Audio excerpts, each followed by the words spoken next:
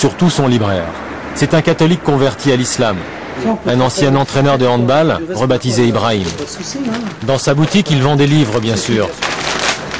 Faites à portée féminin. Voilà mon frère. Ah, et puis, elle essaye. Ouais, non, c'est bien. Je ramène ça demain. Voilà, une fois qu'elle aura essayé, c'est mieux. Ok, merci, allez. Salam alaikum mon frère. Ibrahim, il y a longtemps que vous avez ouvert la librairie? Depuis le 3 juillet 2003. Ça manquait à la trappe.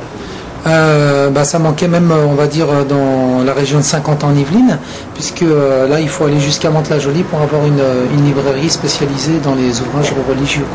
Alors, qu'est-ce que vous vendez alors? Qu'est-ce que vous présentez dans la librairie? Alhamdulillah, c'est quand même un espace qui est assez vaste. Donc, l'activité principale, c'est la vente de livres. Enfin, de livres des livres, bien sûr, c'est le Coran. Donc, on a essayé sur la librairie d'avoir une matière d'une manière un peu, on va dire, méthodologique de pratiquer. Ibrahim fait partie du Tablir, un mouvement missionnaire d'origine pakistanaise responsable de 80% des conversions en France.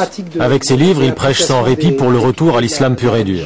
Pour lui, l'islam avec sa foi, mais aussi ses règles et ses interdits, est un bienfait que les Français finiront bien par apprécier. Si on venait à parler avec le commun des Français, qu'est-ce que vous pensez si l'alcool il était interdit? Qu'est-ce que vous pensez s'il y avait telle règle sur tel et tel secteur?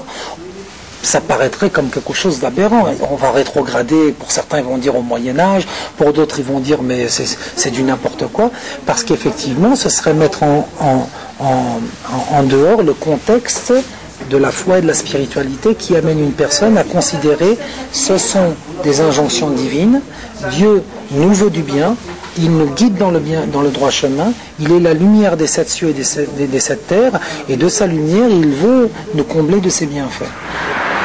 Exemple de ce que l'on vient chercher ici, ce jeune homme aimerait convertir à l'islam une de ses collègues de travail. C'est un truc un peu pédagogique. Parce qu'il y a une fille à mon travail, tu vois, après la prière. Et en plus c'est sympa parce que c'est pédagogique, c'est sous la présentation d'un dialogue. La jeune pose des questions, elle lui répond et tout ça, et c'est interactif, c'est vraiment sympa. C'est bien, c'est propre, c'est papier glacé, tout ça, c'est... C'est comme si une musulmane, toi, ils osent pas les gens. Ah oui, elle n'est pas musulmane la fille? Elle est de souche musulmane, mais elle n'a pas... Elle n'est pas encore la force de la foi, elle n'est pas... Et à propos des femmes, Ibrahim connaît à la lettre toutes les réponses du Coran.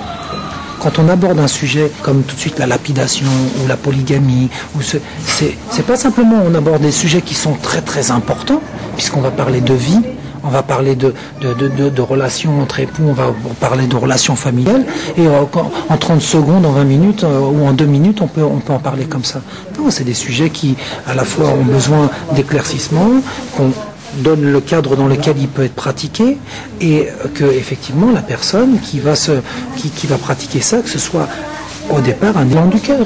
Dieu, il permet la polygamie parce que dans une situation où on sait que le nombre de femmes par rapport au nombre d'hommes, elle est double, triple ou quadruple, il est préférable dans une société de savoir que tant de femmes sont mariées avec tant d'hommes, plutôt qu'il y ait des femmes à l'âge de 40 ans ou 45 ans qui soient délaissées par le mari pour qu'ils aillent chercher des petites jeunettes.